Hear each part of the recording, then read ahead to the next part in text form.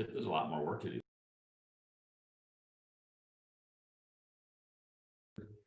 Morning, guys. I don't think Kayla sent out the invite, but shouldn't have to use the invite link. Everything's listed online. How's Miss Desiree doing this morning? Good. Rushing around a little bit with the kids and stuff, but we're good. Steven's joining in right now. So. Who are you talking to?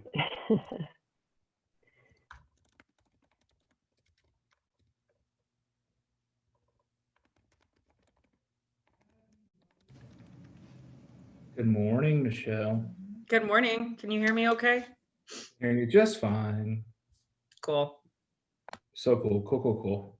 Everyone's joining. I'm going to send out a link real quick so that we have more engagement. I apologize. It was supposed to be sent out earlier, but yeah, no excuses, just better action.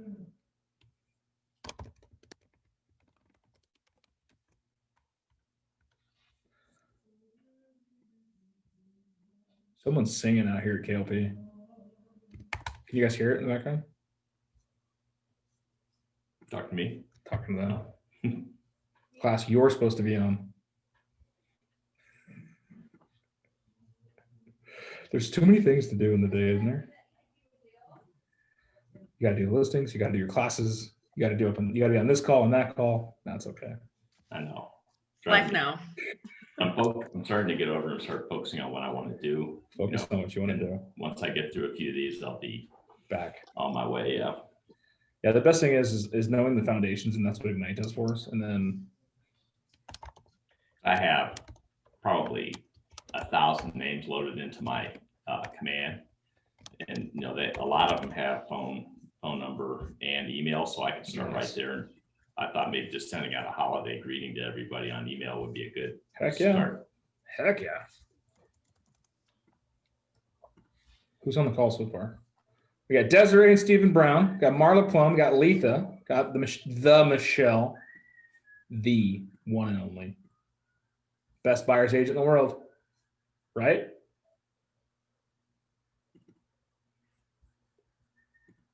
I enjoy what I do, so. That's what matters. When you enjoy what you do, you don't work a day in your life. Something like that. True story. So. Yep. Awesome.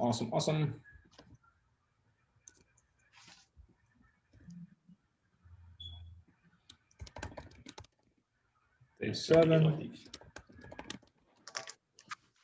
Boom. Cool. That's out. How is everyone this morning? You guys are bright and cheery, ready for a great day. I'm going to get you set up and then jump back in the listing call that I've got going on right now. So I need to get hosts so I can give it to Michelle. Oh crap, I don't know what the host code is.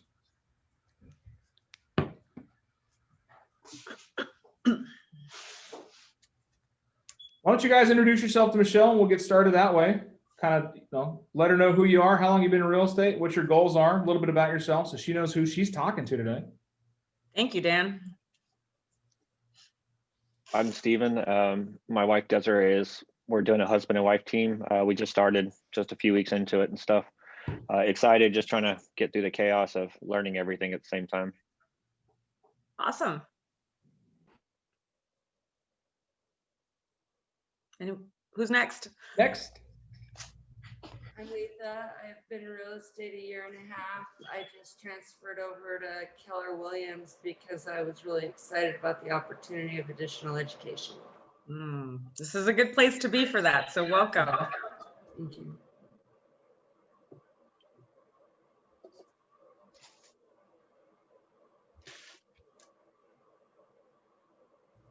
Okay.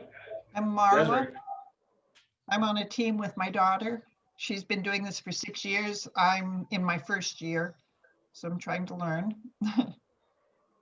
Okay. Are you Charity's mom? Yes, I am. It's nice to meet you. Thank you. Nice to meet you. Yeah. Welcome. Thank you.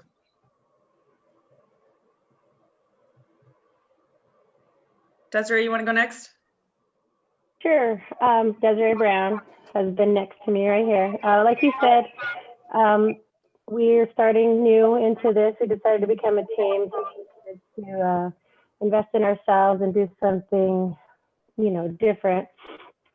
And I've been a stay-at-home mom for a little while, and part of that, you know, working the regular 9-to-5 job. So this is exciting. And when I met Dan, he kind of, you know, showed us so much education with this. So I was really excited to feel like I have a better step forward instead of just being lost completely. So I'm excited. Good.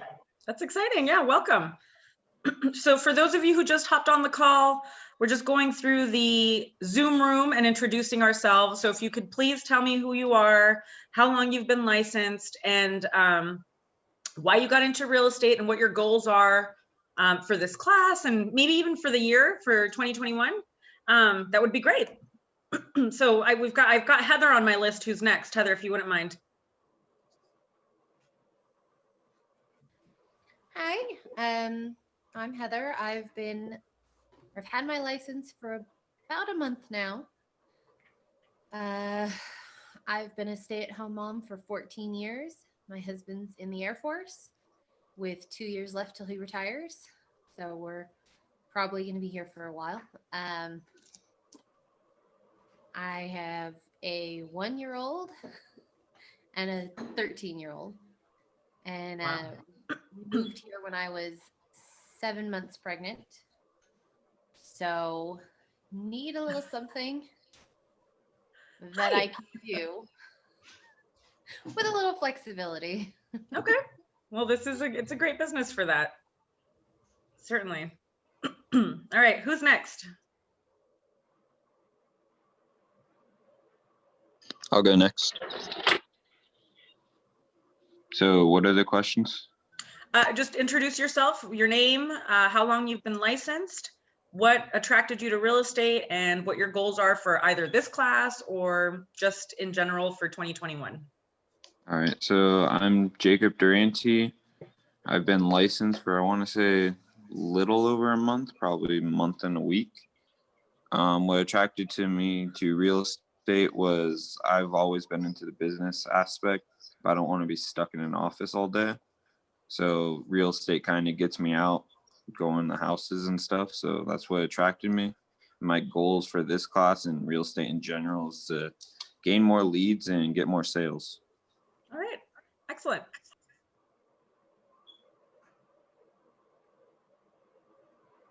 Anybody else? We got 3 people left.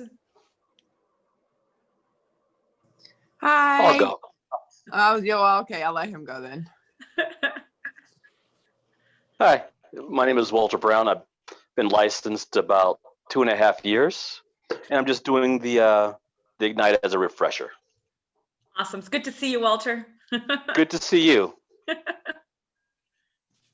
I'm Sarah. I'm probably maybe 2 months into this, having my license and being with Keller.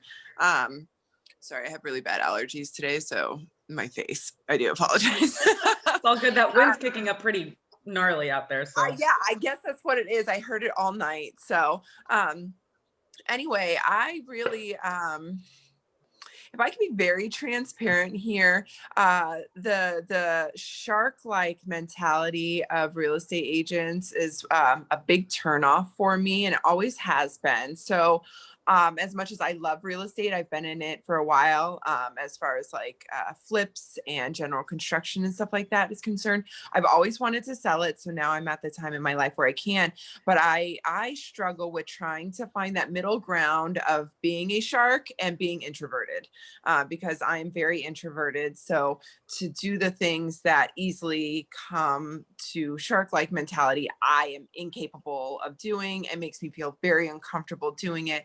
So I really am trying to get as much information as I possibly can so that I can find that happy middle ground where I don't feel like I'm that guy, but people, you know what I'm saying? So that's what I'm trying to get. yeah, more than you know. That's I feel you on that on a hardcore level. Oh, awesome. Well, that yeah. makes me So, feel and I'm good really then. glad that you're in this class, because we are going to talk about my big thing when it comes to finding buyer leads, which is one of the things we'll discuss today, is to really take what you know and what you like and transforming that into a lead generation tool. because people want to work with people they know, like, and trust, right? And people want to work with people like them.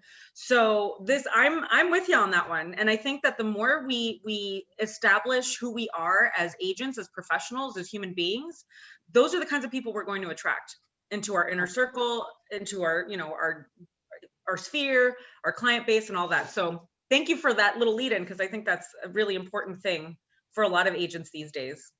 And again, I dread coming onto these because like I've got a billion other things that I could do, but every single time that I do, and you just saying that right now, kind of just every single time, there's always something to learn new to learn. So thank you. I appreciate it. Thank you. I look forward to this now. Thanks. Pleasure. All right. Thanks for sharing. Who's next? We've got Christian, and I think that's it, right? Oh, I think he was in Dan's. Well, I don't know who was in Dan's office, but well, we're going to go ahead and get started. My name is Michelle Genardini. I have been licensed for almost 10 years, coming up on 10 years here pretty soon. I started at Keller Williams as an independent agent. Tried to start my own team when I was really green, and that didn't work out so well. And then I joined Sean Polston's team about 6 years ago as his lead buyer specialist. And I have been solely working with buyers for 6 years now, and really enjoy it. I really like working with buyers. I have recently, just to support the team, started taking a few more listings. So getting my feet wet back in that game, which honestly, having so much experience with buyers over the last 6 years has really anchored me as a pretty strong listing agent, and I had no idea how that happened. So I'm really excited to talk to you guys today. Buyers, like I said, are my bread and butter. I love them, and I have been able to work a pretty solid and consistent buyer business by following certain protocol and systems that are taught here in Ignite. And that's one of the reasons why I continue to come back and teach. It's because I preach, and I also do what I preach. I'm never going to give you anything that I haven't tried, or I'll tell you, I'll be super transparent about it. So thank you so much for joining me today. I hope that you get something out of this class. I think that we're going to cover a lot of ground.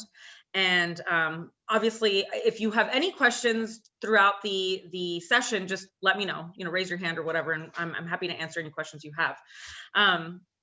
So the whole point of this Spark is to generate buyer leads, for you to get your first appointment with that buyer lead, and then to convert that into a signed contract in 30 days. So we're going to review how to effectively find buyers, how to convert those buyers into in-office appointments. I am a huge supporter of the buyer consultation. You'll find that some agents don't necessarily do a buyer consultation. I always have a buyer consultation with anyone that I'm meeting, either for the first time or via Zoom, in person or via Zoom. And then we're going to talk about how to convert that in-office appointment into a signed buyer broker or buyer agency agreement. Okay, so tell me a little bit, if you can raise your hand, how many of you are actively working with buyers right now? Okay. All right. So we've got two. Have you had a buyer consultation with these buyers yet? You did. Where you walk through the process and really define their needs, wants, and values and that kind of thing? Okay, great. Great. Then that means that you're off to a really good start. Do you have a buyer agency agreement signed with this buyer? No, you do. Okay, great. So let me ask you this. Would you take a listing without having a signed listing agreement? No. No. So why are we working with buyers without a signed buyer agreement? Because they're not really our buyers at that point, right? So I just want to kind of keep that in mind, have you guys keep that in mind in the back of your head. That's really what we're going to be focusing on today, cultivating these people, cultivating them in a way that's going to resonate with who you are, but also learning the scripts and dialogues that will lead you to success in converting those appointments. So let's see what we have next here. So I love this class because there's, you know, through Ignite, we're constantly looking for the secret to being a successful real estate agent. And the reality is that there's no secret. Everything that we're divulging to you in these classes are going to have some sort of an impact on your business. When I started when Ignite was actually something else. And I have taken every class that Keller Williams has to offer. And I really do believe that the training, the scripts and dialogues, all of that stuff has really attributed to my success to become a better agent. So I would encourage you, I know that the scripts, when we're learning these things, sound a little, when you're reading them, may sound a little contrived or awkward. I'm really going to encourage you all to dig into those scripts, because they're really just going to help you become a better agent a lot faster than if you decided to just kind of wing it on your own. So I think some of the agents who've been around for a little longer can probably attest to that the sooner you start to buy in, the easier this is going to be.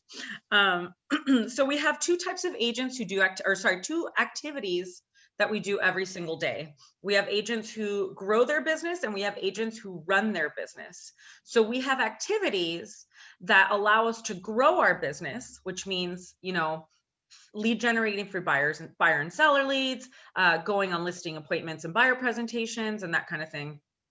And then you have things that run your business. So you've got like how you market your seller listings, showing buyers homes, negotiating contracts, things that are a little bit more on the, I don't want to say the administrative side, but really not so much generating, like completing your income producing activities. You know what? Hold on just a sec. I just realized I'm not sharing my, well, we won't worry about it. Are you guys following along on your deal here? Yep. Okay. Because I can pull up the slide, but I tend to just go off a slide script and just really focus on what's on the manual. So anyway, we'll just do it that way. Okay. So the things that we're going to be focusing on today is lead generating for buyers specifically. Now, sometimes when you lead generate for buyers, that also generates a seller lead. So this is all really good stuff. So that's what we're going to focus on today. Now, you've taken the database class, right? Like your sphere and marketing to your sphere. Wasn't that a few sessions ago? Right? No? Yes. Okay, thank you. Your database is going to be the most important, lead generation device, tool, bank, whatever you want to call it. The sooner you get involved with your database, and there's ways to do this in a non-salesy, authentic way. The sooner you do that, the sooner you're going to start to really watch your business grow and develop. So we're going to go through a little bit of that also. So overview for the day, we are going to figure out ways to find buyers. We are going to cultivate those buyer leads. So what do you do when you get a buyer lead and say they don't want to come into an appointment and they want to just hold off because they're about 6 to 12 months away? How do we cultivate that buyer lead? We're going to go through a little bit of command and some smart campaigns and that kind of thing. After we cultivate that buyer lead and convert that into an appointment, we need to qualify that buyer lead and then also get them into the office for an appointment and sign that buyer agreement, because we're not taking listings without a listing agreement, right? Yeah. Okay. So just a few stats. 89% of buyers purchase their homes through a real estate agent. 89%. So what does that tell us?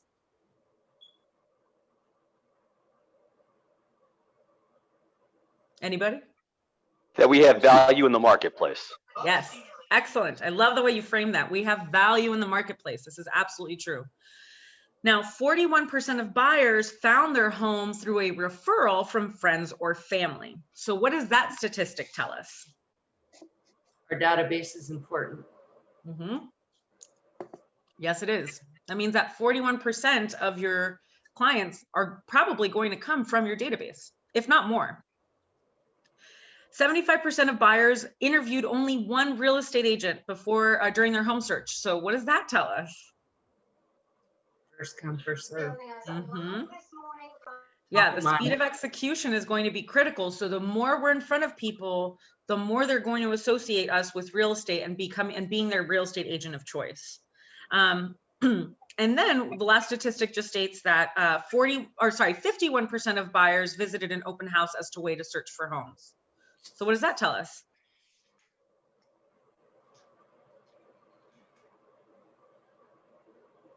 I think open houses might still be a relevant way to generate buyer leads, right?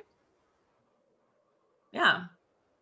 And even though we're in the midst of a pandemic right now and people are concerned about, social distancing and that kind of thing, there are tools there are tools that have been created, Zoom specifically, or Facebook Live, or anything that would allow you to generate or to facilitate a virtual open house.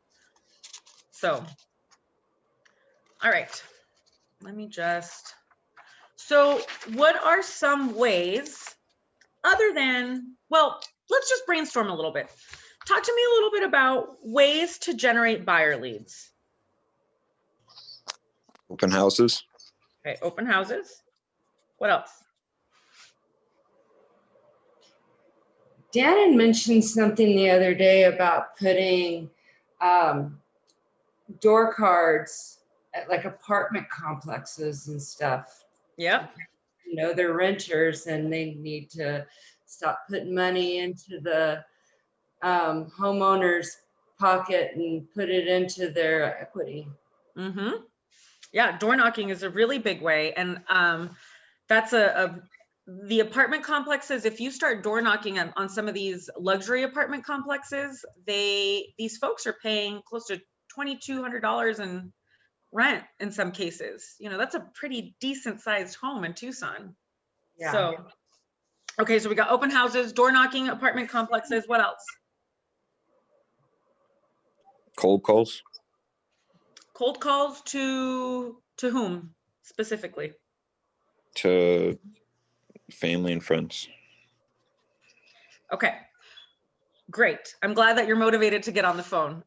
Just for definition purposes, when you're cold calling someone, that call is someone that you don't know because they're a cold lead. When it's your sphere, we're going to consider that a warm lead. Okay, just for definition purposes, because if we get into details here, we just want to make sure we're all on the same page. But yes, so calling your sphere. For sale by owners would be cold calling example. Yeah. Mm-hmm. Or if you have expireds on MLS, I believe those are considered cold calls too. Mm-hmm. Things like that. Thank you. Thank you for that clarification. That's absolutely true. Okay, so what are some other ways we can generate buyer leads? We got open houses, door knocking, calling your sphere. There's about 15, 16 different ways we can do this. And I got time, so. The title company said that like if you give them an address of a place in a neighborhood, they can generate a list of addresses for that particular neighborhood so that you can send out cards and stuff trying to generate leads that way. Oh yeah, and if I could, I'm going to throw something out there. I don't. Oh, they're right here, and they will go so far as to print off all of the addresses for you. I actually contacted them. I have probably, I would say, at least 1,000 addresses on stamps. I've put 100 together so far, but yeah. For mailers and stuff. Here's what I would suggest. If you're gonna get serious about mailing and cold or not circle prospecting, but door knocking some of these neighborhoods, select a neighborhood that I mean, if you want to farm your own neighborhood, but if you're looking for some pretty quick business to turn around, ask the title company for a neighborhood that has a high non-owner occupied rate, which means that the owner doesn't occupy the home, that there are renters there. Because if there are renters there, there's a high likelihood that they're going to be able to buy something, right? If they're renting a home. So I would figure that out because then you know exactly who to target. Does that make sense? Right? So so I would definitely work on that. And then also what's selling the most right now? Are you guys aware of what our market, what price range we're selling the most under? They said yesterday at the partner meeting, it's like 300,000. Okay, so finding neighborhoods where homes are about 300,000 or below, those are going to sell super fast, right? So, and that's more specifically for seller leads, but you start to focus, like get really hyper focused on what you're doing so that you know who you're targeting. Because when you know who you're targeting, you're going to spend less money on farming and postcards and all of that stuff. So I just want you to kind of start thinking about those kinds of aspects, because I think that you're going to be able to generate leads much faster that way, because farming, sending stuff to the what's it called? Sending mailers to these neighborhoods does take time. It's going to take about 6 to 12 months to start to see anything come out of it. So just kind of keep that in the back of your head, and then focus on neighborhoods that you know are going to sell quickly. You know, focus on neighborhoods where there's a high rental rate, you know, where those first-time home buyers, they're right there, you know, and they just don't know where to start. So you can get in front of them and be that person. Okay, what else?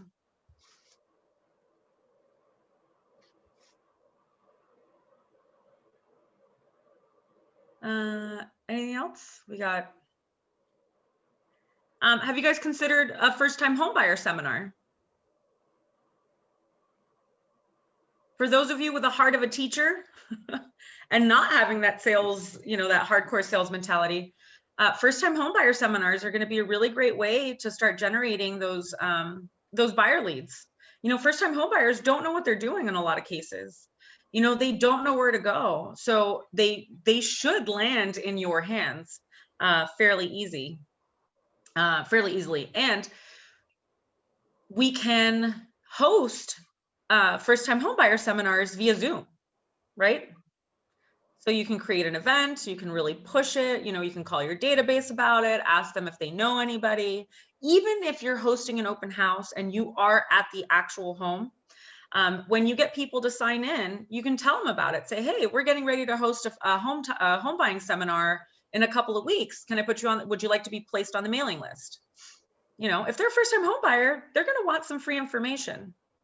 So a lot of these, we're going to use a lot of these methods, and they're going to kind of cross over a little bit. What else?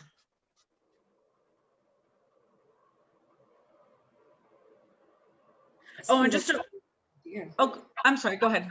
I said, that sounds like a really great idea. It was just, you know, working around in those movements up there going, yeah, I could see that actually being very beneficial. You know, get a lender involved that you work with, and call, you know, now you're calling people with purpose. Hey, you know, anybody that is a potential first-time home buyer, we're having a free seminar and getting together on Zoom, and there's tons of information that could really generate some great business. Yeah, and it's an easy call because you're providing something of value to your people.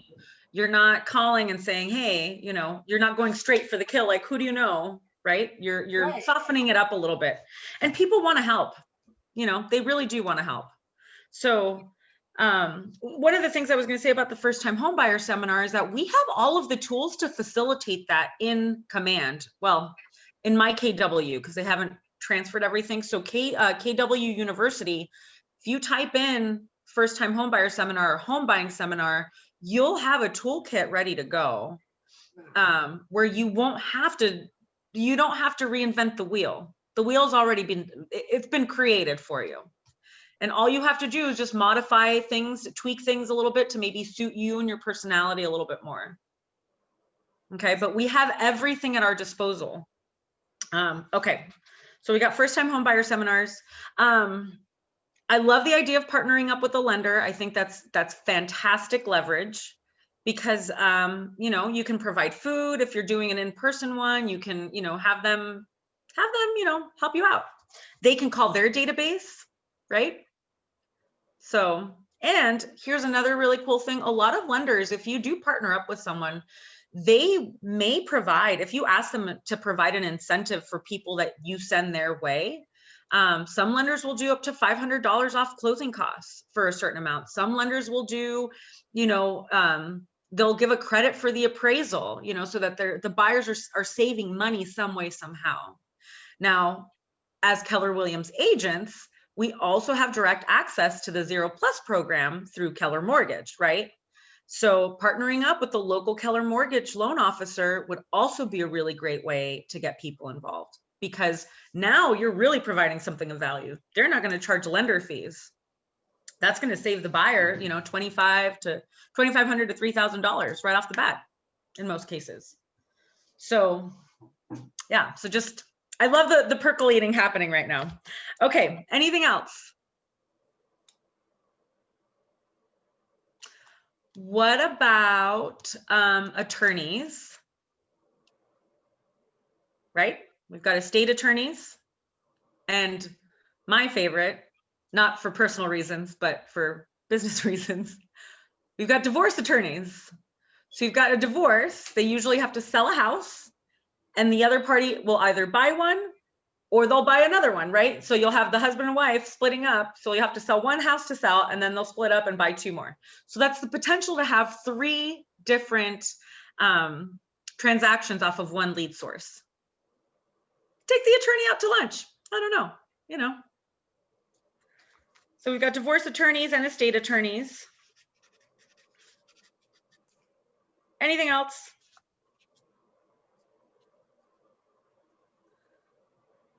How many of you are on social media? Okay. Social media is also a really big one. There's a couple of different ways to generate leads through social media. I personally use social media quite a bit. It allows me to stay top of mind. So when people are ready to buy or sell, they contact me through Facebook or through Instagram. And the key there is to be consistent, to provide valuable content to people. Don't spam them with the new listing that you got. Spam them with how they can buy that new listing, with information on how to get pre-qualified, on, you know, what's involved in a home inspection, how much does a home inspection cost. The little things those are the things that provide value for people. Not, yay, you know, I sold another house. That's great for you, and that's great marketing, but provide people with some value. Does that make sense? Okay, so we've got that aspect of social media. There's also, through Keller Williams and KW Command, you can actually create ads. I mean, this is obviously going to cost a little bit, and we want to, at the beginning, we want to generate free buyer leads. But once you get going here, you can start investing in some buyer and seller Facebook and Instagram ads through KW Command. And then a lot of people I know use Facebook groups at a high level. Have you guys seen the groups where people will post, you know, they'll create a group and then they'll post a house for sale or a house for rent or an open house? A lot of people have been able to generate leads that way. And the best way to do it is if you create that group. So if you have a Facebook group that's like, it doesn't even have to be real estate related. I know an agent who did like a Mommies and Mimosas real estate group where like it was a mom group. They shared things about their kids, and then she would have an event called Mommies and Mimosas where they could go in. They would get like complimentary like neck massages and that kind of thing. And the moms would be able to relax for a few hours. But she had this group, and that group generated a ton of leads for her because they had a common interest. So if you have a common interest and you create that Facebook group and start generating, what's it called? Or not generating, I'm sorry, start creating events around that group and position yourself as the sponsor and the creator, people are going to respond to that. They just will. I recently became associated with a women, like they're a nonprofit organization that help women with their startup businesses, whether that's like just, you know, candles, or maybe they make baked goods or whatever that is, jewelry. And I've been helping them with just financial literacy, going over their profit and loss statements, how to create a profit and loss and that kind of thing. I don't talk about real estate there, but because I stay top of mind and I'm providing them with an item of value, they're seeing me as an expert and a leader in my community. And that's what you want. You want to establish yourself as a leader, as a, maybe not a leader, but as a source. You know, you're going to be the source of information for people. And the more value you provide without having an attachment, the wider you're going to cultivate those relationships that are so important. Real estate is really moving from a transactional mindset into a relationship mindset. And even though we should have always had that relationship mindset, it's now it's more important than ever. Does that make sense? So although those kinds of things may take a while to get going, they're absolutely going to be fruitful as time goes on. And for me, that's really more in line with who I am. You know, I'm not a hard salesperson either. I've done the cold calling, I've done the door knocking, I've done it all. But providing value to people through education, inspiration, and motivation, that's what inspires me to become, that's what inspires me on a daily basis. So you just need to find your thing. Okay, anything else? We got social media.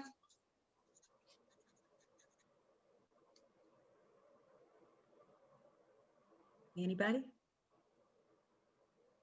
Stormy, you must have some good ideas back there. I don't know, maybe he's not around anymore. Have any of you lived in different cities, different states?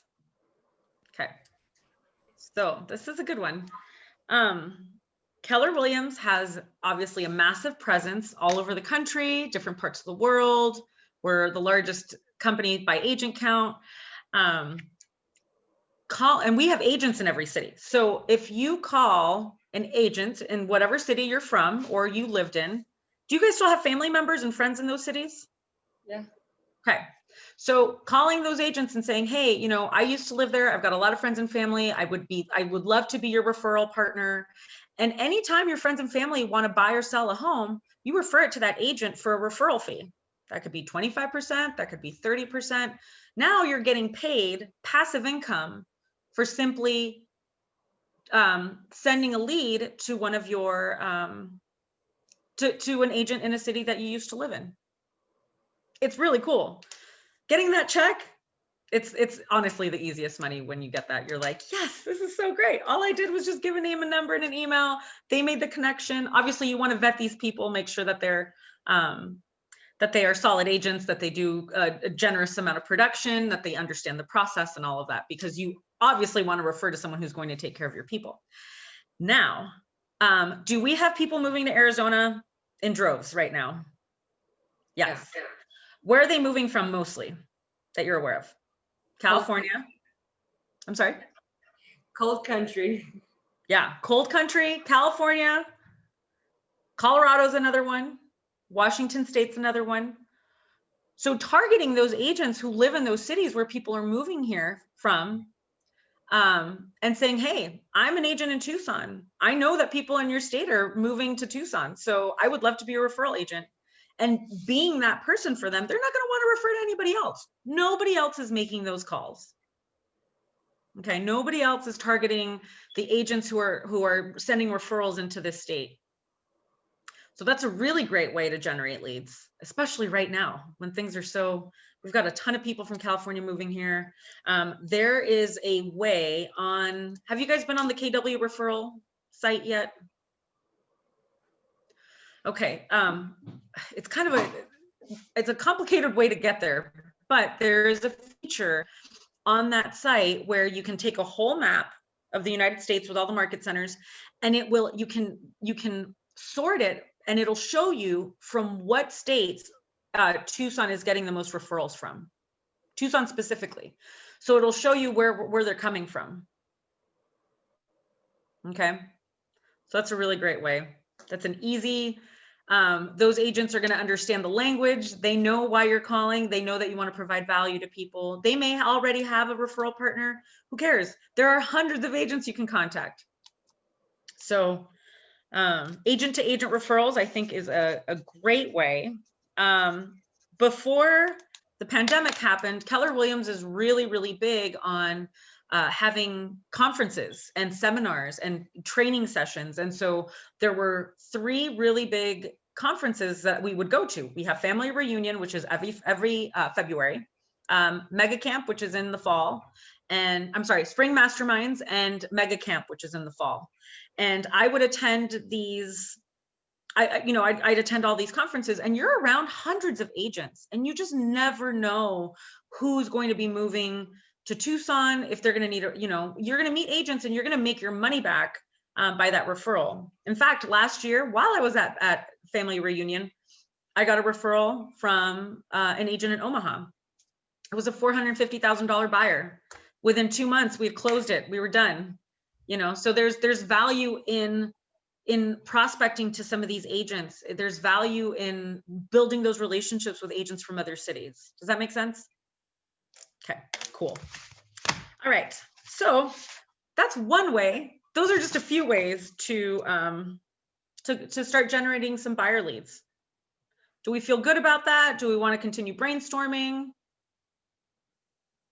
Any questions? All right. Great information. Oh, good. I'm glad. So we're gonna move on. Actually, let me backtrack here. Sorry, I can brainstorm ideas all day long. And I do find this to be pretty valuable for you.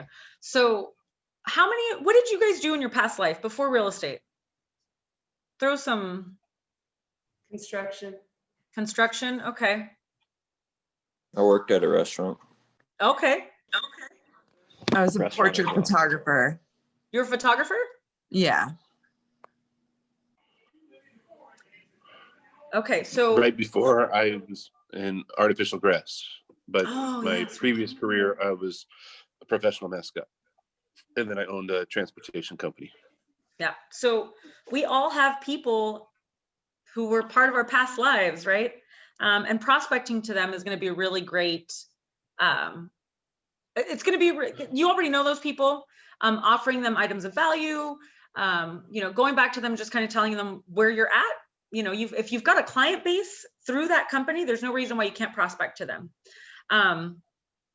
This actually sparked off another idea. Hold on. I had it and I forgot it. Give me a moment here. Oh, I know. First responders. Taking first responders lunch, providing them with breakfast burritos, whatever, and just asking if you can just give them a quick presentation and say, hey, look, this is what we do. We provide, $500 off closing costs to our first responder clients, or we donate to your favorite charity, or whatever it is. There are lenders who do have specialty programs for first responders, for teachers. So you can go to the school. I mean, right now, these first responders, the nurses, the doctors, the firemen, the paramedics, all these folks are overworked. They're tired. It'd be nice for a member of the community to just go out there and say, hey, thanks, I appreciate you. Here's some lunch, here's some cookies, or whatever, and just talking to them and getting your face out there in the community. I know it's a little weird right now because of our, our current situation, but things are going to change. So just keep that in the back of your head. All right. We're going to continue. So now that you have found your lead, and now say they're not ready to go yet. So we're going to go ahead and decide or determine how we're going to cultivate that relationship. So have you guys checked out the Smart Plans feature in Command yet? Yes. You have. Okay. All right. So we're just going to quickly review that. Let me just try a couple things here because I wasn't prepared. All right. Any questions so far while I'm doing this? Hey, on that, for the referrals, obviously you go into referrals, and then where do you go to find, how do you see what states are coming in? I fooled around with it, and I can't tell you off the top of my head. I'm going to have to play with it a little bit because I don't remember how I did it. I just know that it's possible because I did figure it out. I just don't remember how. Give me a sec here. We might be able to play around with it. Okay, so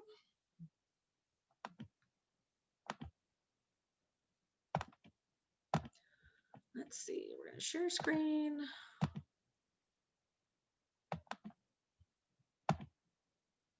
Okay, can you guys see my screen? Got command up here, connect. Can I get a thumbs up? Because I can't see you all. Okay, cool, or hear you, sorry. Yes, we Okay. can see it. Thank you. So we got smart plans here. We're gonna go ahead and click on it. And smart plans is a really easy way to stay top of mind with your sphere, with your, say that there's an agent to agent referral database that you've established, to your attorney friends, to your to first-time home buyer leads, that kind of thing. So there are a number of pre-drafted smart plans here, specific for internet leads. If you want to put everybody who you've sold homes to on a home anniversary drip, you can. The monthly neighborhood is a really great little snapshot of what your clients or your neighborhood is doing as far as sales and values and that kind of thing. I only have myself on there, so I know it works. Anybody that you meet at an open house, birthdays. So the really cool about these plans is that you can modify them to suit you, to sound like you, and you can either add certain things because you can create a smart plan that includes texting, emailing, and calling that's specific to whatever it is that you want to target. So if you did want to create a first-time home buyer smart plan, you can. But let's just go ahead and go through. We'll go to the birthday. So we can use the smart plans to like send out monthly emails to our clients and stuff. Yep. To your clients, to your leads, to your sphere, to potential first-time home buyers. You can get really, really specific. And I would encourage you to get really specific. So you're going to have your sphere, right? Which is the people who you know and who know you, and who haven't purchased a home from you or sold a home with you.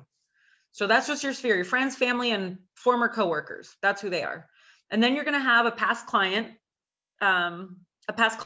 drip where you can integrate the home anniversary, obviously the birthdays, the holidays.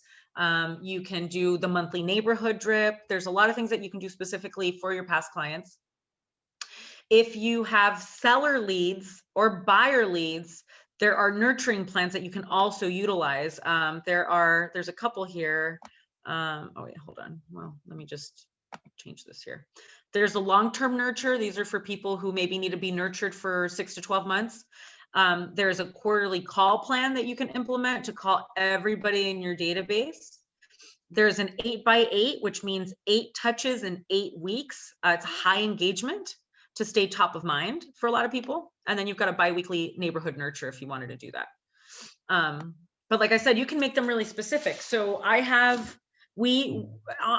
our team, we have a high referral program, lead sources, I guess. And one of them happens to be Dave Ramsey. And so we're a Dave Ramsey endorsed local provider. So are any of you guys familiar with Dave Ramsey and his principles and that kind of thing? Yeah. He got me out of debt. Oh yeah, I love him. Yeah, so Dave Ramsey, so I'm not going to target a Dave Ramsey consumer or a Dave Ramsey follower with things that I would send to a first-time home buyer necessarily. I'm going to tailor it specific to Dave Ramsey principles, right? Because that's why they came through with us. If you have a first-time home buyer, you're not going to send them, I wouldn't send them like just listings. I would start sending them tips on what they can expect with the home buying process. Like, how do I find a lender? How do I get started? What are the steps, right? Well, you find a real estate agent, you find a lender, ask your friends and family for that kind of stuff and whatever, but give them tips that are practical. They don't know how much home inspections are. They don't know about earnest money. These are the kinds of things that you should market to your first-time home buyers, right? Because they don't know. And that's providing value. You're gonna have a higher click rate with giving them those items of value than if you just send them, oh, these are some great tips on how to decorate your home. Here are some recipes. I don't need another recipe. I don't know about you, but I don't. And if I'm a first-time home buyer, I definitely don't need another recipe. And that's what agents have done, for a long time. Okay, so I'm just gonna go ahead and click on, hold on, move my little screen here. So this is how you add contact. You can just go ahead and hit add, and then you can search by name. So there I am, I can click on it and then add to smart plan. Now, I don't know if they've corrected this glitch yet. However, once you put people on the smart plan, you can't remove them unless you remove everybody. So you want to be really mindful about who you're putting on what plans. Okay, so just make sure you make your list beforehand. Adding them to the smart plans is going to be relatively easy, but it's going to be a lot harder if you have to go back and backtrack. Okay, now you can edit here on the little pencil.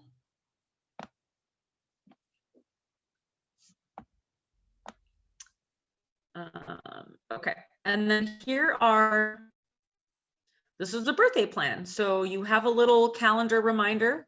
So you created a task to send out a birthday card for your client, right? And that's due, usually it's within a day before their birthday. Because when you input all of the information into command for that contact, it's going to ask for their birthday or their anniversary date or their home anniversary date, so that all of this stuff is already in there. It's triggering at the right time.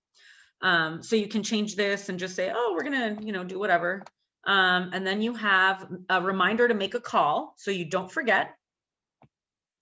And the cool thing about this is you can change this task description and type in a little script like, hi, this is Michelle with Keller Williams. Just wanted to wish you blah, blah, blah, happy birthday. So you can change all of that. You can change the script to suit you, or you can add a script that you find in Ignite or whatever.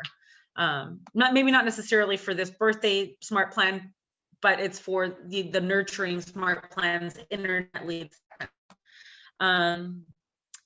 You've got your birthday social post. So it's going to remind you to put a social, or to say happy birthday on Facebook, on Instagram, or whatever, on social media.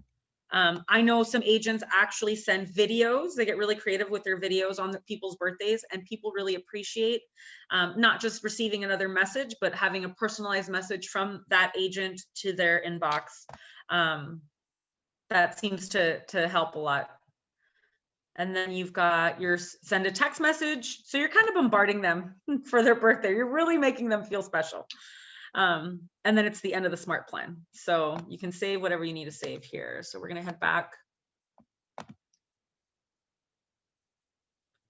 And hold on.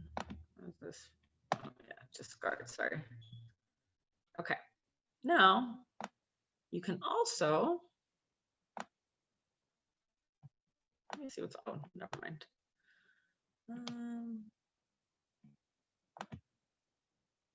Want to see some, okay. So when your smart plans aren't going to show up right away, you have to add the smart plan to your list. So when you do click on there, you're going to click smart plans, and then you're going to go to the library, and then you'll add smart plan, add smart plan, add smart plan, because they're not just going to show up on there for you to edit. You have to, it's an extra step. I totally forgot about that. So sorry about that. But if you wanted to create one for, we'll call this first time home buyers, you can do the seminar, because you can mark it towards your about, with your seminar, we'll apply that. And then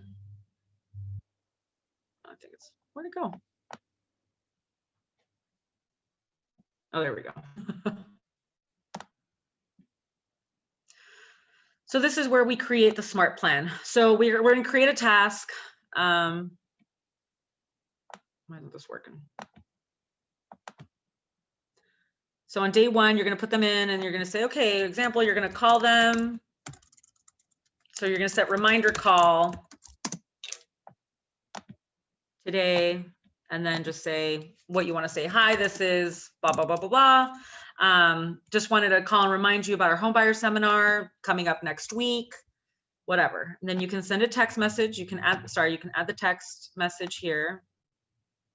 And again, modify the text message to say, okay, so your Twilio account needs to be connected. You're going to type in the message, hi, just want to remind you of our home buying seminar coming up this week, date, time, location, all of that stuff. And then you can send an email and figure out what you want the email to say. So, and then once you're done, oh yeah, once you're done, I think you just click the save option and then it'll save it. Obviously I didn't finish all this, but I'm just doing this as an example. And then there's a save button up here too, but we're gonna discard. So there are endless possibilities with command. I mean, to really target people, to stay top of mind. You can do so much with it, you know? So any questions about command and cultivating leads? No? All right, cool. Heather just raised Any her hand. ahas about? Oh, I'm Do you have a sorry. question, Oh, go ahead. Heather, did you just raise your hand? You're on mute. Oh. Okay. All right. Any ahas about about smart plans and how you're going I to actually utilize have them? a question about smart plans. Mm-hmm. So last night I was talking to my cousin, and she's like talking about how good her realtor was, and I was just trying to work her to use me instead. And she's like, well, I like my realtor because every month she emails me like all the data on the market and stuff. Mm-hmm. Is there a way I can use the smart plan to like automatically email all my clients the data? So that's that neighborhood. Let me go back here. Let me share this with you again.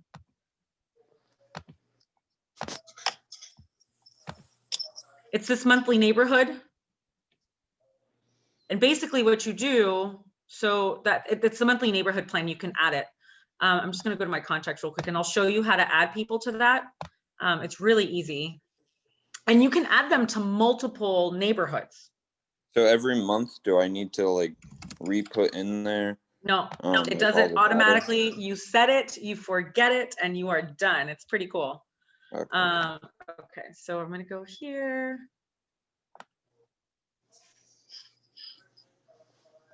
So isn't it information that is being sent different every month then through command?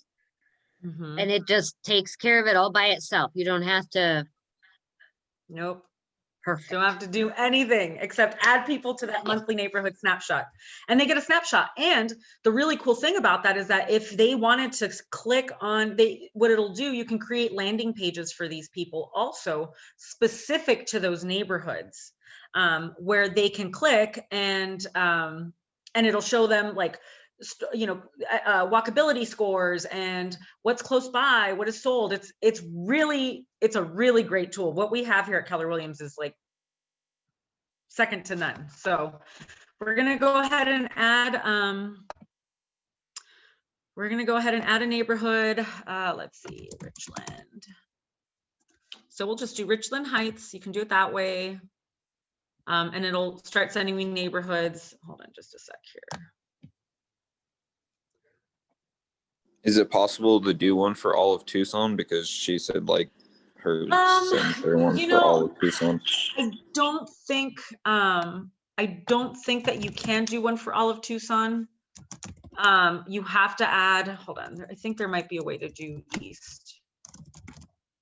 Because what they did was that they separated them by neighborhoods. They partnered up with, God, I get emails from them all the time. It's the neighborhood, God, what is it? Not the neighborhood watch. It's, why can't I think of it? Anyway, it's that site where you can register and it'll give you all the data from your neighborhood as far as like break-ins and people who are having garage sales. And anybody, do we know what I'm talking about? Nextdoor.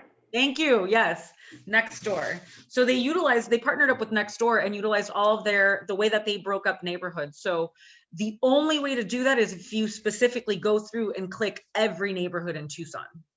But I find that most people want to know what's happening in their neighborhood. You know, they're curious about what happens in all of Tucson, but and you can create another smart plan where you're utilizing MLS statistics to generate your own email. You're just going to have to, it's a little bit more work and you're going to have to do it every month. So it just depends. But that's essentially how you add a neighborhood there. So if you want to do Sam Hughes, You can do that. Why isn't it saving? Or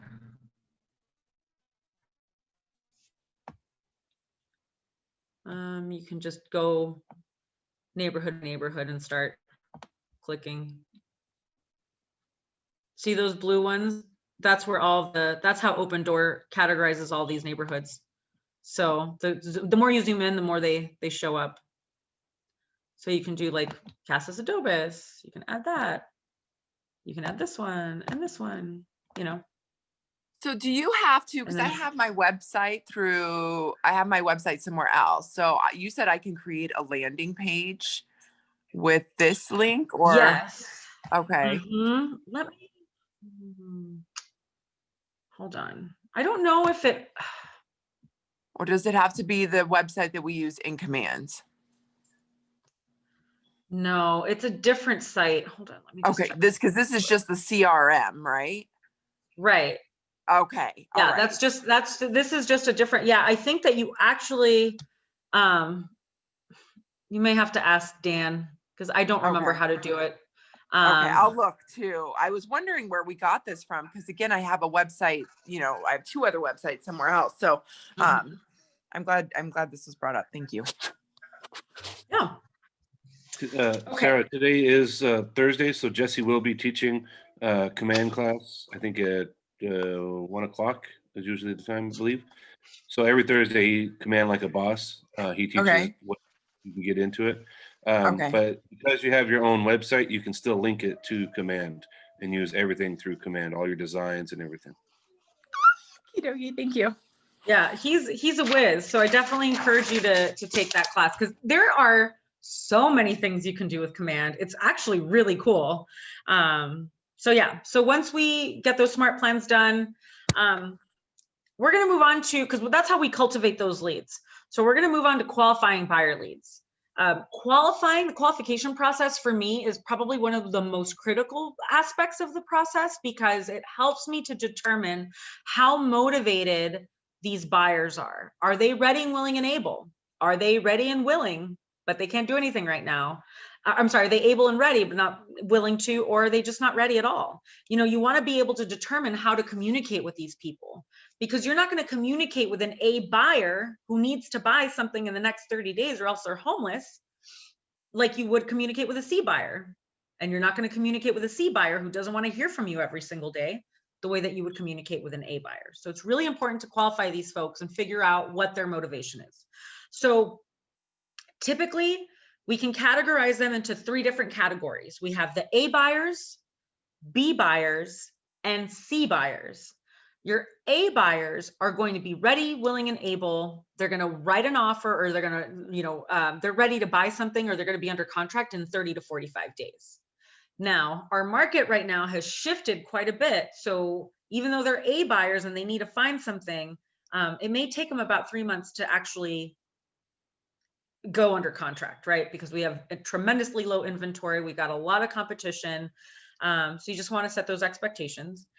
You have your B buyers that are, they're ready and willing, but maybe they're not able to right now. This may mean that they have a lease that has to expire. Maybe they're waiting for their tax return money to come in so that they can utilize that towards a down payment. That kind of thing. Or maybe they have to sell their home before they buy, right? Maybe their home is under contract in a different state and they need that to close before they can purchase something. So they're ready and willing, but they're not able to. And your C buyers have no immediate need. These are the folks who have a very exacting situation. Maybe they're waiting for a specific home to sell in their neighborhood, or to, go up for sale in their neighborhood. Maybe they're waiting for, maybe they're an investor and they're just looking for that right house that's going to net them the most amount of money. So these are just really specific situations. Your C buyers, like I said, you're not going to communicate with them the way that you would communicate with A buyers. But you can create smart plans around all 3 types, right? So your A buyers are buying something in the next 30 to 45 days. Your B buyers are probably looking at 3 to 6 months, and your C buyers are 6 months and beyond. Okay, and those are 3 ways to categorize these people. And like I said, you can put them in a smart plan that's specific to how that lead wants to be communicated with. It's a great way to get them through the pipeline and into the A qualifying funnel. And then create a neighborhood landing page for that lead. So if they're looking at a specific neighborhood, you can say, okay, great. We're going to put you on that neighborhood landing page. So have any of you, while talking to buyers, used a buyer lead sheet before?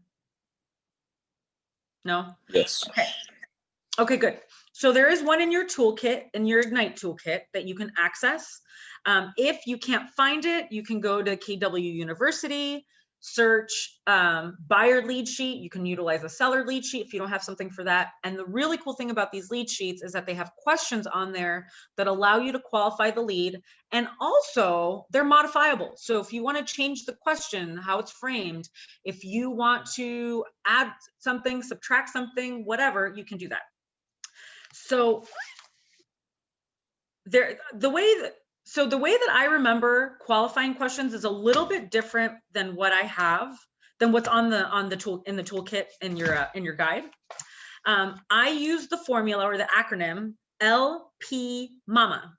And what the L stands for is location. We have price, or P for price. Motivation is the first M. Agent, mortgage, and appointment. So location, somebody calls you and you're like, okay, great. I'm glad I can help you buy a house. Tell me a little bit about where you're looking. Is there a specific neighborhood that you want to move to? And they're like, oh, I want to move to Vail. Okay, great. Tell me a little bit more about why you want to move to Vail. They'll tell you. So you've got location. Price. What price range are you looking in? What price range do you feel comfortable in? There are many ways to frame these questions. So what I'm giving you here are just examples. But so we got location, price, what budget are you comfortable with? Motivation, how soon are you looking to move? You need to know time frame, right? What's motivating your move? That's another motivation question. How soon do you need to be in your new home, right? So we got location, price, motivation. Agent is the first A. Are you working with an agent? We want to know this before we get in too deep, right? And working with an agent can mean different things to different people. They may think they're working with an agent simply because they are receiving listings from that agent, but maybe they've never met them before. Maybe they just signed on they registered on a website, and then that, how those CRM websites work. But then ask them, okay, great. Have you signed a buyer broker agreement with this agent? How committed are you? Ask a few more qualifying questions. So we've got location, price, motivation, agent, mortgage. Okay. Have you talked to a lender about getting pre-qualified? Are you planning on paying cash or obtaining a mortgage for finance or obtaining financing? Ask that mortgage question. And then the last question is the appointment. Let's go on for the appointment. So, when would it make sense for us to get together at my office or over coffee, either tomorrow or whatever, to go over the buying process and talk a little bit more about what you're looking for in detail, right? Would today at 3 o'clock be better, or would tomorrow at 4 work better? Sorry, would today at 3 or would tomorrow at 4 be better? So those are that's a simple framework to get that process going. And I used to answer a lot of our sign calls, and sometimes I was on the run. I was driving, and the easiest way for me when I didn't have a script in front of my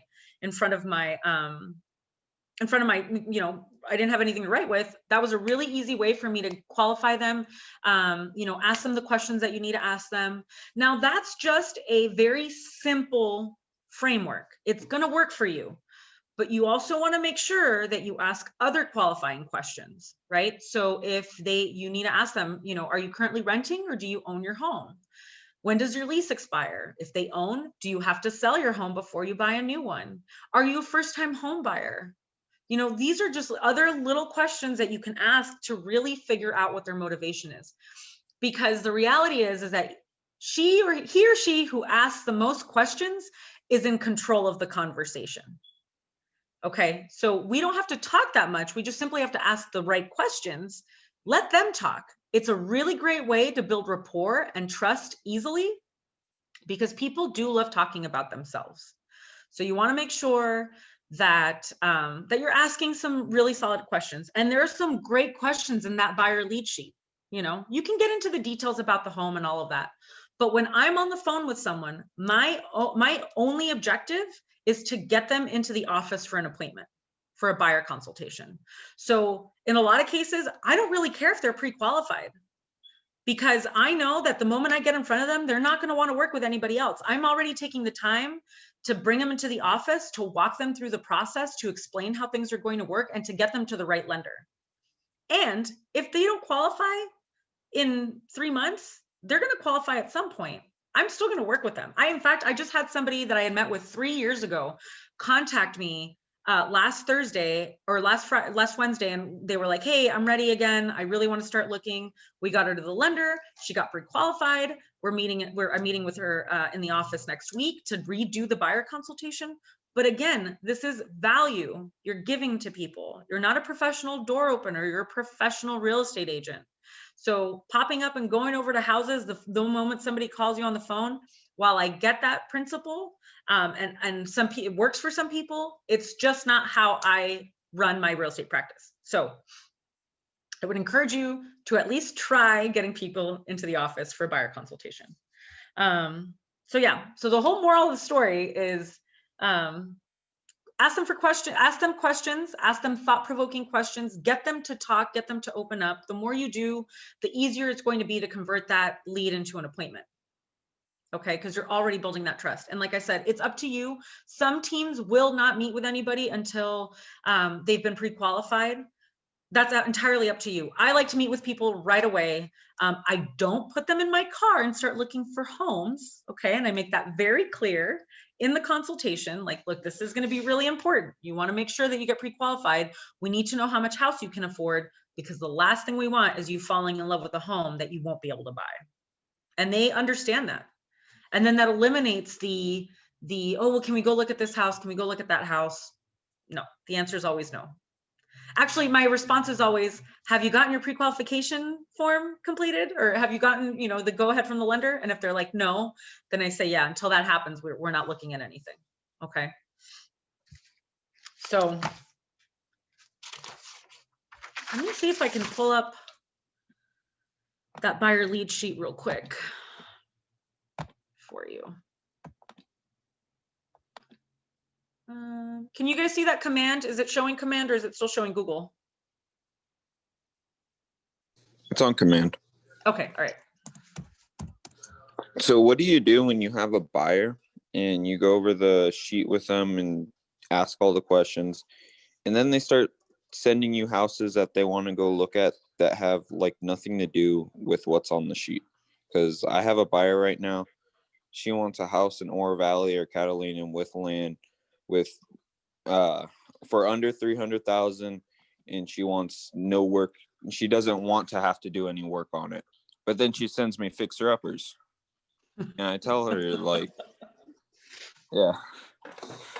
So did you have a sit-down buyer consultation with this gal? Did you sit down with her and go over, because these are just the qualifying questions. These aren't going to be your buyer consultation questions. Your buyer consultation is an in-depth analysis. You're going to go through, it's going to be a 20 to 30 minute process. Yeah, I went over what she wants in like a house and stuff. Okay. Hold on just a sec.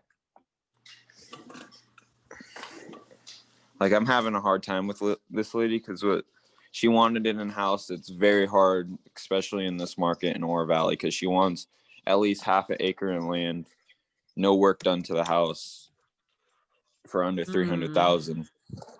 And then she sends me fixer-uppers. Do you tell her that they're fixer-uppers? Yes. Okay. I don't know why this lead sheet is not popping up. Maybe I need to go to, in just a sec.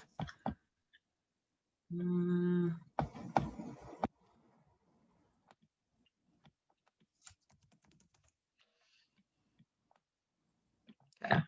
So materials.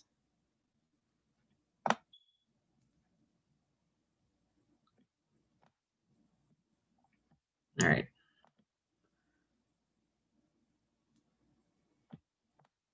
I don't know if this is the right one, but we'll see.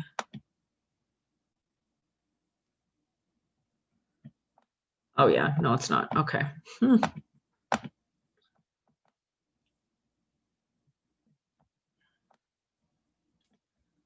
Okay. It should be. I don't know where the lead sheet's not in here. Oh wait, it's in the toolkit. That's probably why. Hold on just a sec. Sorry, I'm taking you guys on a little adventure here. um,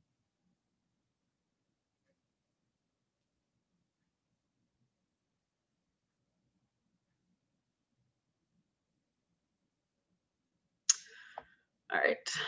I think the toolkit should be in here. Can you guys see the toolkit? Is it showing up? Yeah. Okay, all right, good. Because sometimes it doesn't. And all right, let's see.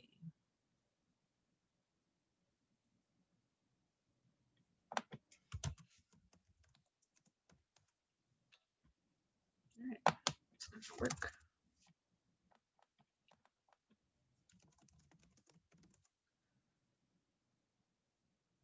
All right.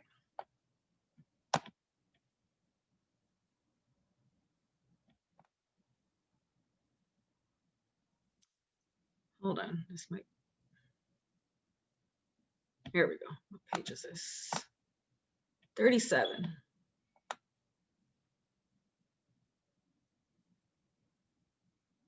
Anyway, it's in here. That's the whole point of me going through this. It's on page 37. My computer sucks. Okay, hold on.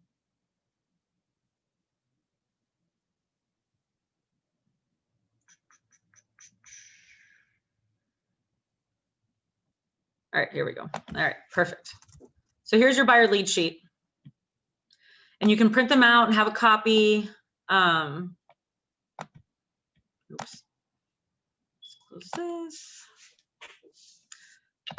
Wait, hold on. That's not the buyer lead sheet, that's the buyer questionnaire. But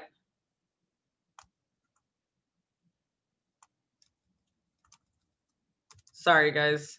Okay, so you've got the name, their email address, their children's names.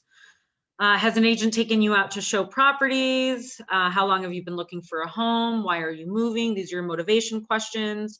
Are you renting or do you own now? When is your lease up?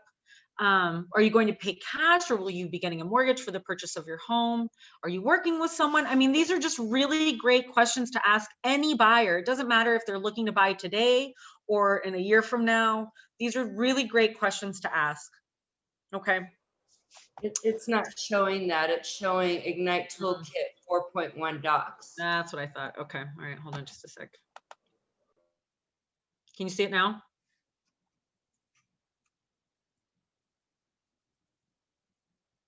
Can you guys see it? Yeah. Okay.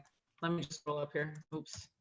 So this is the buyer lead sheet. And like I said, you can modify it. You can change questions. You can add questions. I don't know why it does that, but let me just scroll up here real quick. Buyer consultation, pre-qualification questions. There's just some really good stuff on here, you know? And like I said, you can change it. You can print a ton of them out, double-sided, have them ready to go so that when you're on the phone, you know exactly what you need to ask. And the more you ask these questions, you guys, because you're going to see how valuable they are in figuring out buyer's motivation, they're just going to come, they're just going to become second nature to you. You're not even going to need this lead sheet to figure out what you need to know. But at the beginning, you know, I used a lead sheet for years and years and years. So yeah, you're just going to get really comfortable with that. And then you just go in for the appointment. So you can print that out. Like I said, keep it on there. You can change whatever you need to change. All right. So let me just check something here real quick. This, hold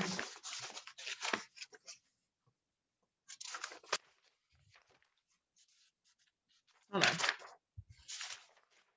So, you know what? Let's take, do you guys want to take a little break? 10 minutes? You okay with that? So let's take a quick 10-minute break. I'll see you here at 10:28. Is that fair? Okay. All right. So sorry about, I get talking and I forget.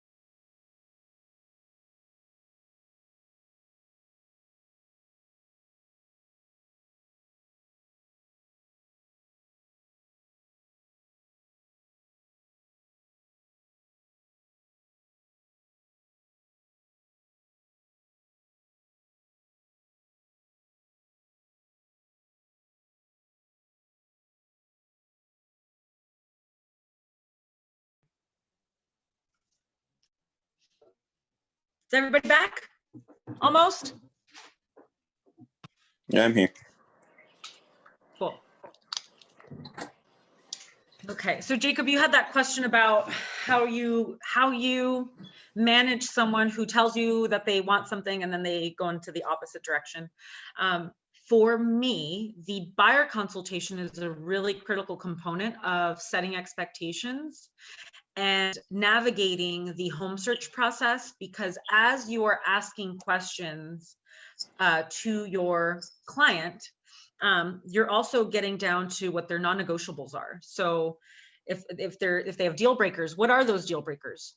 Do they have a list of top 5 deal breakers? Do they have a list of top 5 must-haves where if the house doesn't have it, they're not buying it?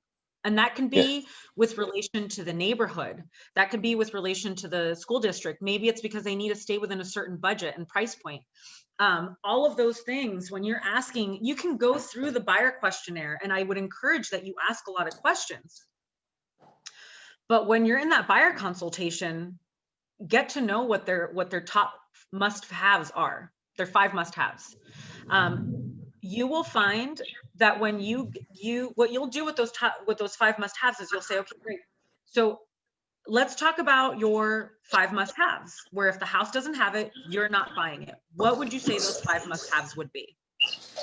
And they're going to tell you, well, I have to have tile, right? Did you have a question? Go ahead. I was just gonna go what her 5 must-haves were. Okay. Yeah, so she said that it either has to be in Oro Valley or Catalina, because her daughter goes to Christian school up there. Okay, so location was a must-have for her. Okay, we got that. She told me that she didn't want any cookie cutter houses, that had to be on at least half an acre of land. So half an acre? Yeah, at least 2 bedrooms. Okay. And then she told me she wants a house to be like turnkey, ready to move in. So and then after that she sent me the fixer upper house. So do you know what turnkey looks like for her? Yeah, I went and showed her a couple houses, and because they weren't furnished or anything, but okay, so when you're talking about stuff like that, where they're like, I want it to be move-in ready, I go into a little bit deeper, just qualify that a little bit more, because it's so subjective. So you need to figure out what that looks like for her. Does a move-in ready home look like, okay, it's ready to move into because it's top of the line, remodeled, it's got new flooring, new bathrooms, new kitchen, new everything? Or does that mean that it's just ready to move into, where it's okay if it doesn't have the updates, or she's okay if, as long as everything is functional, the house has good bones? Like, these are the types of things that you just need to dig in a little deeper, I think, to figure out. Does that make sense? Yeah. Okay, so when you're going through your 5, say they list 5 must-haves, and I'll tell you this, you guys, it's usually not 5 must-haves that they absolutely have to have. There's usually about 2, maybe 3 that are non-negotiables for them. Because you'll find that they'll say, okay, look, I have to be in Oro Valley or in Catalina, and this is why. Okay, great. Does it have to be a half acre? What if you find something that's on, 2/3 of an acre, or actually it's more, or on, a quarter of an acre, that maybe her whole thing is that she just wants a little bit of space and privacy. She may not know what a half acre looks like, right? So you just want to stretch those questions a little bit, stretch their imagination, because sometimes you'll have people say, I have to have a 3-bedroom, 2-bathroom home. And you ask them what they're going to utilize those bedrooms for, and maybe one of those bedrooms doesn't have to be a bedroom. Maybe it can be a 2-bedroom with a den, have a little flex space there. So you want to make sure you stretch their imagination when you're asking them these questions. Sometimes people are like, I hate carpet. I don't want carpet anywhere. Ask them, okay, well, if we found you the right house at the right price with everything that you want, but it had carpet in the living room, is that something that you wouldn't want to look at? They're going to tell you, no, we'll look at it. You're going to stretch their mind a little bit more. But you just need to get really clear on what those things are, and then ask them why that's important to them with each one. So you obviously, why Catalina and Oro Valley is so important to her. It's because her daughter goes to school there. That's a pretty big, important reason. As far as the acreage is concerned, why is that important to her to have that land? Is she going to have chickens there? Is she planning on having horses? Just things like maybe she just wants privacy. Figure out what the motivation is for each one. There was something else I was going to tell you guys. When you go through, because once you've determined what their 5 must-haves are, and then you're going to go through their deal breakers also. Say, look, what are your deal breakers? Because they may say, I don't want to be in an HOA. Okay, so that's going to eliminate a lot of homes. I don't want to be on a busy street. So you're not going to show them a home that's like right off of Oracle, right? And they want to be in, within a 20-minute commute to work or to school or whatever. So again, you're getting down, that's not a deal breaker, but if it's further out than that, that would be. So you just want to get clear on what all those items are, because once you've gotten really clear on what those are, you're going to take that list and say, okay, great. Can we agree that if I find you a house that has these top 3 things, then I'm going to encourage you to write an offer. Is that fair? And they're probably going to say, yeah, because you've already determined what those things are. But you also have to tell them if at any point, any one of these things changes, we need to know, right? You're going to have a conversation, because I get that all the time where people are like, oh, I want to be on the northwest side of town, and you send them homes and you send them homes, and then they hop on Zillow and they're like, what about this one? And you're like, this is on the east side. Like, did they even check the address? They don't look at this stuff. So whenever I have a client like that, I'm always like, hey, remember when we met? You said that you wanted to be on the northwest side. Has something changed? It's a really polite way of just saying, hey, what's going on here, right? I can't do my job unless I know if things change for them. And I have a very frank conversation with them up front in the buyer consultation. Like, hey, it's okay if you change your mind. I just need to know about it, because I can't do my job and exceed your expectations unless we're in communication. We're a team here. You're going to be looking at homes. I'm going to be looking at homes. Sometimes you're going to see things that I'm not sending you. We need to figure out why. Does that help a little bit, Jacob? Yeah. Thank you. You're welcome. Okay, what was I going to say? When you guys are qualifying buyers over the phone that say you haven't met, maybe they're an internet lead, or there's someone who maybe it was a referral and they don't want to meet you in the office. That to me can be a red flag if they seem motivated, like they want to go and they just want to look at the house, but they haven't been pre-qualified, they're first time buyer and they don't understand the process. That's a red flag for me, because that's showing me that they're not serious. Okay, I would much rather schedule a consultation and have a no-show at the office, because that doesn't really take a whole lot of time from me, than if I were to drive to a house to meet someone I've never met who doesn't show up, right? Because then you're wasting your time, money, and energy, or your energy as well. So of course that's entirely up to you. But if you try to overcome objections and say, okay, great, tell me a little bit about why you can't meet at the office, or would meeting at a coffee shop be better? I mean, I'm going to recommend that you always meet people in a public place, whether it's at the office, whether it's at a coffee shop, whatever it is. You will find that you will have fewer transactions canceling when you have a proper buyer consultation, because you're setting the expectations for the next steps. Okay, you're already showing up as a professional. If they don't want to respect that and follow your protocol, they're not going to respect you throughout the transaction. Just keep that in mind.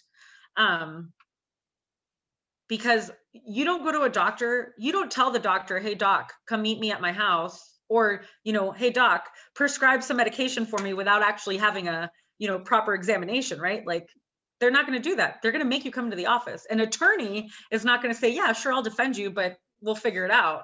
You're going to have to come into the office and right? So it's the same thing when you cannot help people at a high level and provide excellent customer service if you don't know what their needs are, you don't know what their expectations are. You don't know how they communicate. Sometimes it's as simple as asking, what's the best way to communicate with you?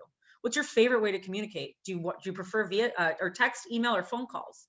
Little things like that are what's going to set you apart. And in addition to that, you will find that you will show buyers fewer homes and spend less time in the car driving around, showing them properties that don't fit their needs when you conduct a proper buyer consultation. Okay.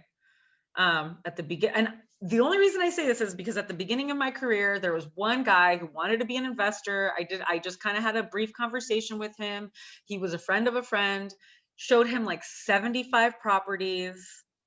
And this was at the time where we had quite the opposite inventory issue, right? We had like hundreds of homes for one buyer, where you could buy a 3-bedroom, 2-bathroom house for $75,000 and it was in good shape, right? But I learned right away that you do have to set proper expectations for the way that you communicate and the service that you provide and the way that they want to be communicated with and what they expect out of you as an agent. And we can't do that unless we ask those questions. It's as simple as asking, how does someone win with you? What do you expect from me as your agent? You know, if we choose to work together, what is it? What do you expect? Right? Because sometimes it's as simple as like, hey, I just want to know, I want you to send me properties. I want you to call me when you see something. I want to know whatever that is. We can't assume in this industry that we know what our clients need. Every client's going to be different. And the sooner you get to the bottom of what they're looking for and how they expect to be communicated with and what they expect from you as a professional, the better your chances are of winning that buyer, and creating a raving fan for life where they're constantly sending you referrals, repeat and referral business. And that's the goal. Any questions? Okay. I think you guys are having a buyer consultation class. I'm not teaching it, but I know that somebody teaches it. So I would really encourage you guys to go, and listen. Well, they're doing it on Zoom, but to definitely tune in and listen, because I think the buyer consultation is probably the most important step in working with buyers. You're going to be able to work with more buyers in less time. You're going to be able to turn those buyers into contracts and those contracts into closed sales. And you're going to find that there's this industry is challenging, especially in the first couple of years. You know, there's a lot to learn. Things are constantly changing. You're probably going to fall on your face a few times. I still kind of stumble too, you know, because this is an ever evolving industry. So the more you can get a handle on how you're going to talk, you know, how you're going to manage people and manage expectations, the easier the process is going to be. At least in my experience. That's just kind of, you know, I've done the whole no buyer agreement, no buyer consultation. And, you know, you show not hundreds, but like a ton of homes to a buyer. And then one weekend they decide that they're going to buy a house that they found from a FSBO, you know, and that hurts when that happens, and it will. So the sooner you get, you know, you start qualifying people, you start inviting them into the office, you schedule or you conduct a proper buyer consultation and get them to sign that buyer broker agreement, the easier this is going to be for you. And then you won't have these moments of, oh, I just showed 50 homes and I'm not getting paid for anything, right? Because people don't know. They do think that we, they don't realize that we're really working without the promise of a paycheck. And there's not a lot of industries that are out there who do that. I don't think any do, you know? Have you guys had any experiences with buyers lately that you've had challenges with? I mean, Jacob, you brought up a really good point that was a great segue into what we're talking about today. I got another buyer right now. Okay. It's him, his brother, and his sister. Mm-hmm. He is from Mexico. His brother is from Mexico. His sister lives here, and they all want to pitch in together and buy a house. Okay. And I don't know. I've never heard of something like this, so it's all new to me. So they can do that. Are they paying cash? No, they're not paying cash. They're getting a loan. I have Rich Osborne qualifying all three of them right now. They want no down payment for the house though. Okay. So I didn't know anything about that, so I just sent them all to Rich. So Yeah, I mean, if they want no down payment, they can buy a house in the USDA areas, which are the rural areas, which include everything north of Tangerine Road, parts of Avra Valley and Marana, and then everything south of the Mission, the San Javier Mission. So Sahuarita, Green Valley, all those areas qualify as USDA, and they don't require a down payment. So yeah, that just might be where they end up. And that's right now. Oh, go ahead.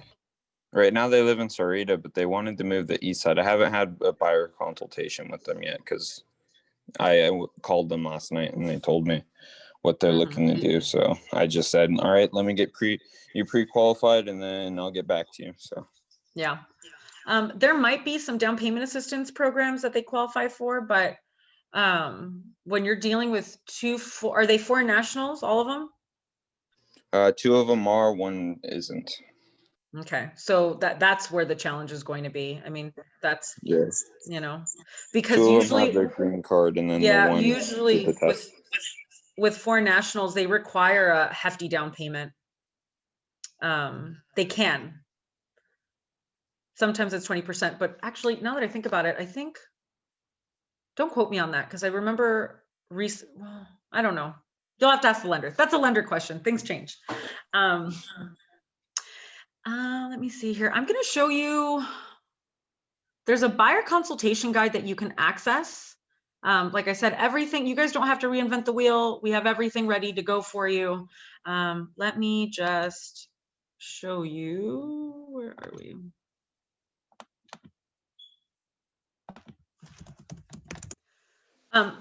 Do you guys know how to access my KW, kw.com? Yeah. It's this here. Okay. So if you go to this main page, do you guys see it? Is it showing up? Yeah, it's on there. Okay, thank you. If you go to, scroll down and go to my to quick links and go to MC 495.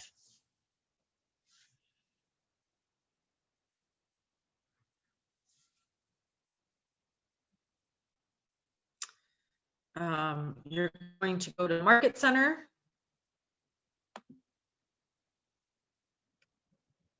And then you're going to select Documents.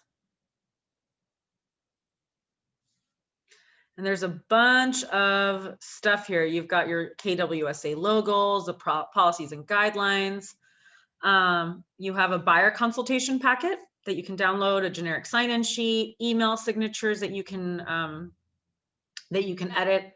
But if you go to this buyer consultation packet, it will download a PowerPoint presentation that you can print out and then also utilize in your buyer consultation if you wanted to.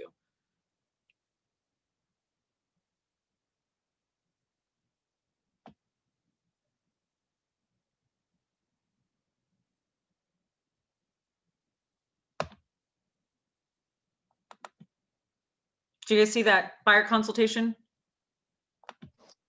Yeah. Okay. So there we go. So this is the packet. You can actually customize this so that you can swap out the photos to better suit Tucson. Obviously, this looks like it's in Laguna Beach somewhere, not here.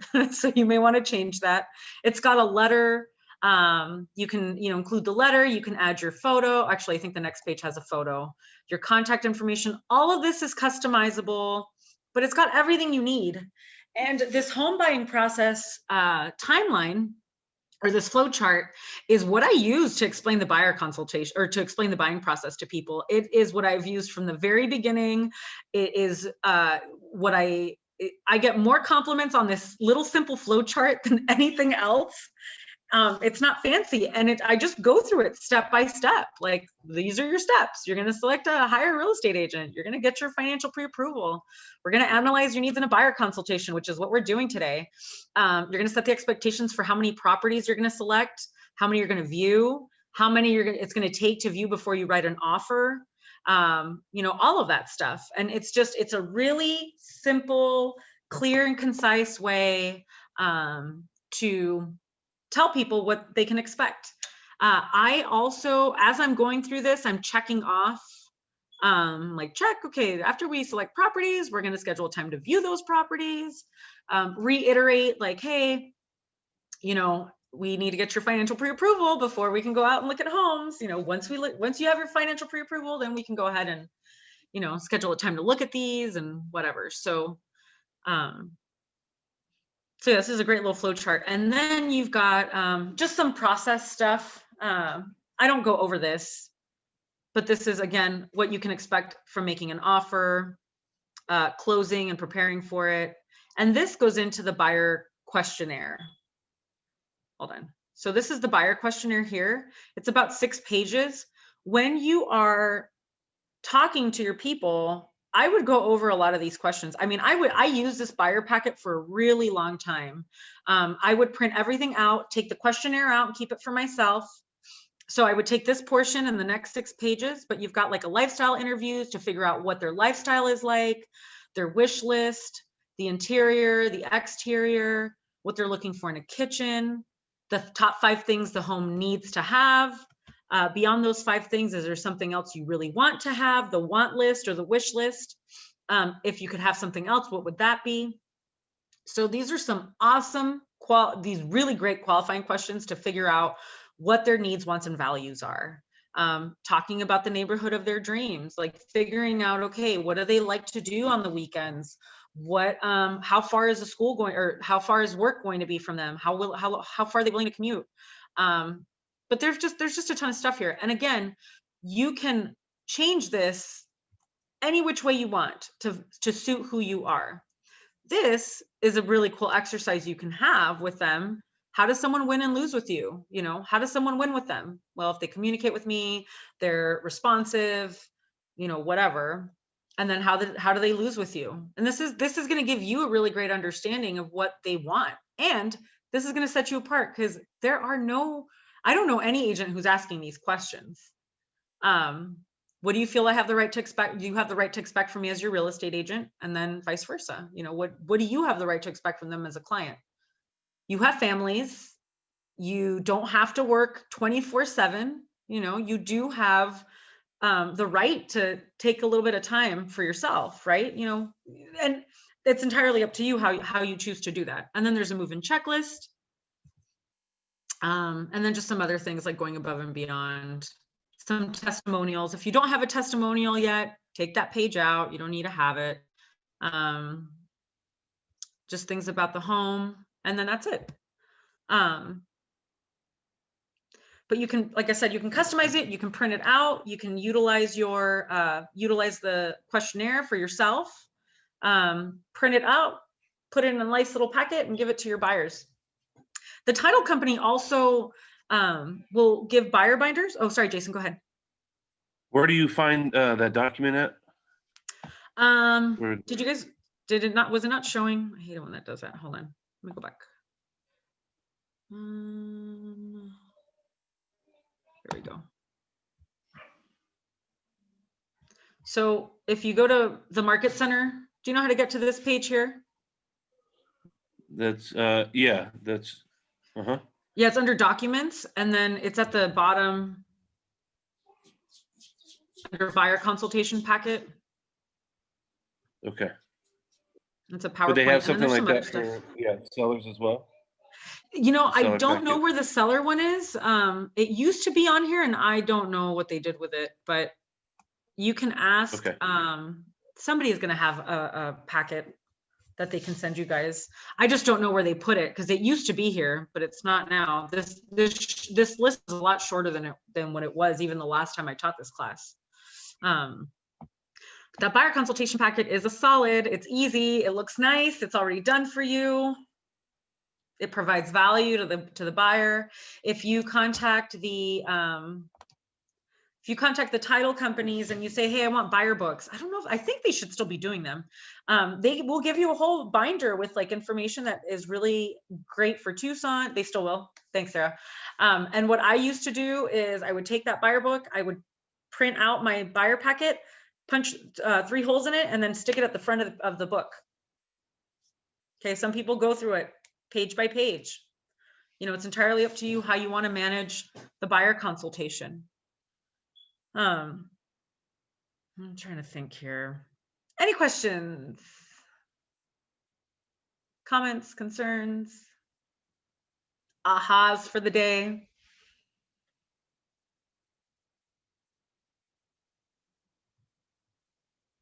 All right, cool.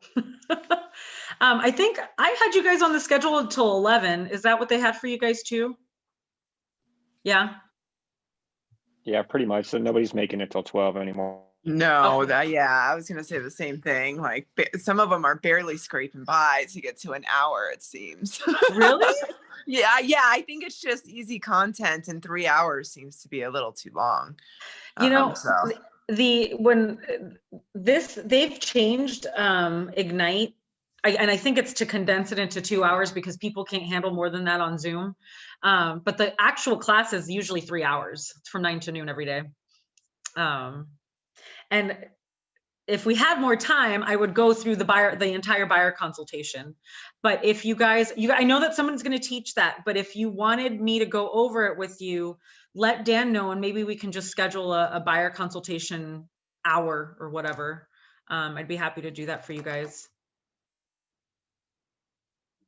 Yeah, I'd be interested in that. Okay. Awesome. Yeah, we can let Dan know. Oh, you know what? I was going to put something in the chat. Let me just, let me pull this up here.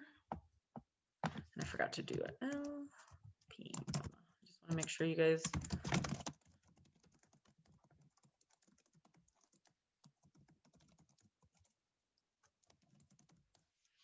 Make sure you guys can access the LP Mama, just the brief one. And let me just see real quick.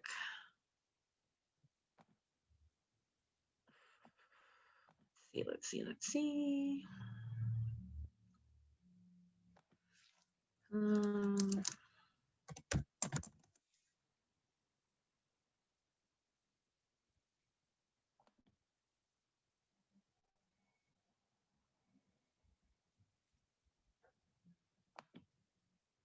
I'm gonna upload I think I've got my LP Mama script in here, so I'll download it. I found it in my email. I'll download it and put it in the chat too, if this starts working.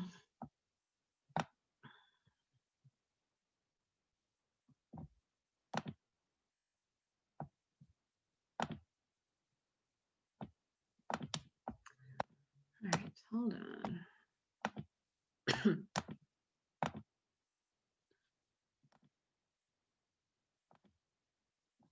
So you guys excited to work with more buyers? Yeah. Very. Yes. Good. Because buyers are there. They're right now. There's an abundance of buyers, and yeah, we have a tremendous opportunity to really get our names and faces out there and provide value to people. Because that's the big thing. You know, I think that I mentioned this earlier, we're shifting from a transactional relationship to one that's a little bit more relational, where you're people who are sincere, and that's who people want to work with. You know, there's the sharks are always there. I think they're always going to be there. I think that we're moving into a more I don't know, more sincere place in the industry. I hope. Did you get the LP Mama script that's in there that I attached? Yeah, we got it. Okay, cool. Yeah, make sure you download that, review it. You can print it out and utilize it. You can integrate it into your buyer lead sheet. Let me see, since I downloaded all this stuff, let me just send it to you guys. We're here. Let's see what else I have. Let's see, what's this? Actually, I don't know what that is. I cancel that one. So yeah, I'm sending you guys that buyer consultation PowerPoint presentation so that you're able to utilize that. Close that one. So yeah, any parting thoughts before we go?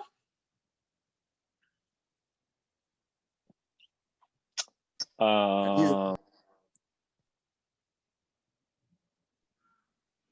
As ahead. usual, great class. I'm glad. Thank you guys so much. It's always fun for me to go over this kind of stuff. And I'm available. So if any of you guys want to have a little one-on-one powwow and figure out, ways to generate leads, I'm happy to chat with you. I'm going to go ahead and put my contact information in the chat. And then, so if you guys do have questions, happy to review them with you. Okay, thank you. You're welcome. All right. Enjoy the rest of your day and happy holidays.